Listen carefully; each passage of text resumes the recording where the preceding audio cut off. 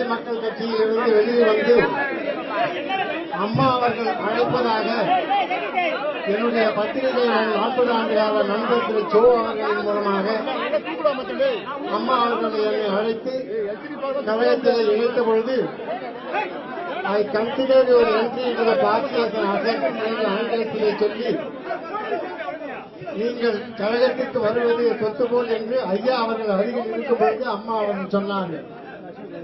இந்த 4 ஆண்டு காலமாக எனக்கு இயக்கத்திலேயே மிக பிடித்தமான நேர்மையான நாணயமான எதற்கும் அஞ்சாத நடக்கக்கூடிய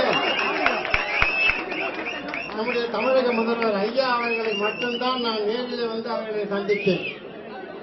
அப்படிப்பட்ட தலைவர் அவர்களுக்கு தமிழக மக்கள் மட்டுமல்லாமல் உலகத்திலே இருக்கக்கூடிய அத்தனை தமிழ் மக்களும் நல்லவராகிய நாணயமாக நடந்து கொள்ளக்கூடிய மக்களை மனதிலே வைத்து செயலாற்றக்கூடிய தீரமிக்க அஞ்சா நெஞ்சமாக சரியான நேரத்திலே தன்னுடைய மனதை வெளிப்படுத்திய ஐயா அவர்கள் இந்த நாட்டை வழிநடத்த வேண்டும் என்று தமிழக மக்கள் முடிவெடுத்திருக்கிறார்கள். என்னை பொறுத்தவரையில் 7 கோடி மக்கள் இல்லாமல் உலகத்திலே இருக்கக்கூடிய 10 கோடி தமிழ் மக்களும் தமிழகத்தை காப்பாற்றக்கூடிய இந்த நெருக்கடியில் இருந்து எப்படிப்பட்ட இந்த அயோக்கியத்தனமான கொள்ளை கூட்டத்திலே இருந்து காப்பாற்ற வேண்டும் என்பதற்காகத்தான் இறைவராக பார்த்து ஐயா அவர்களை நமக்கு அளித்திருக்கிறார்கள். நான் இந்த இயக்கத்திலே சேர்ந்த போது எனக்கு நான் இந்த பதவி அந்த பதவி என்று நான் எதையுமே கேட்கவில்லை. சில தினங்களுக்கு முன்னால் கூட இந்த 4 ஆண்டு காலமாக தலைமையிலே அம்மா இருந்த பொழுது எதையெல்லாம் செய்து கொண்டிருந்தேன்.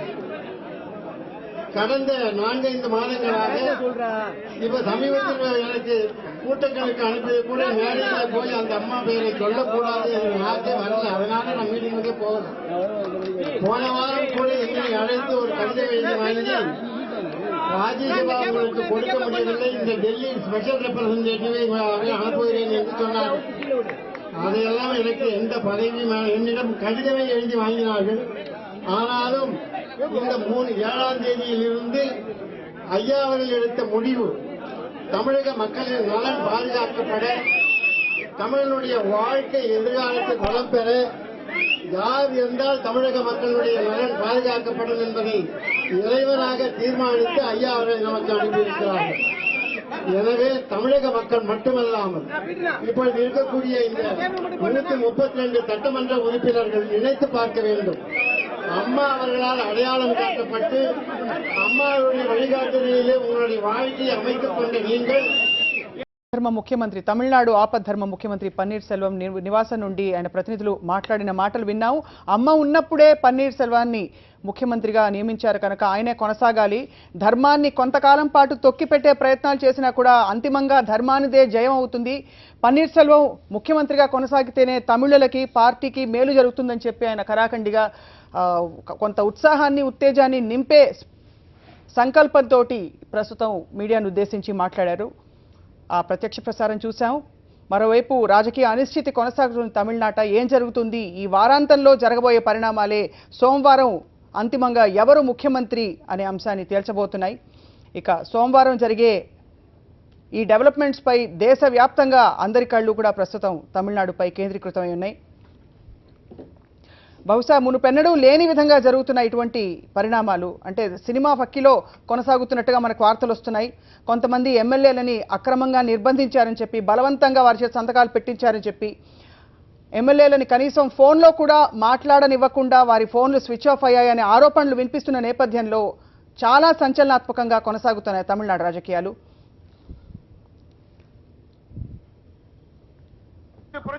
அம்மா அவர்களை 3 முறை நேரில் சந்தித்து அம்மா அவர்களுக்கு ஆதரவு கொடுத்து தமிழகம் முழுவதும் நாங்கள் பிரச்சாரம் செய்தோம். அம்மாவிற்கு இக்கட்டான சூழ்நிலையில் அம்மாவிற்கு ஆதரவாக இருந்தோம். அதுபோல் இன்று நமக்கு அம்மாவாக புரட்சித் தலைவி அம்மாவின் வாரிசாக இருக்கக்கூடிய அருமை அண்ணன் ஓ பன்னீர்செல்வம் அவர்களுக்கு அம்மாவை தொடர்ந்து எங்களுடைய ஆதரவை ஒட்டுமொத்த ஆதரவை வழங்கி இந்த சால்வையை போட்டு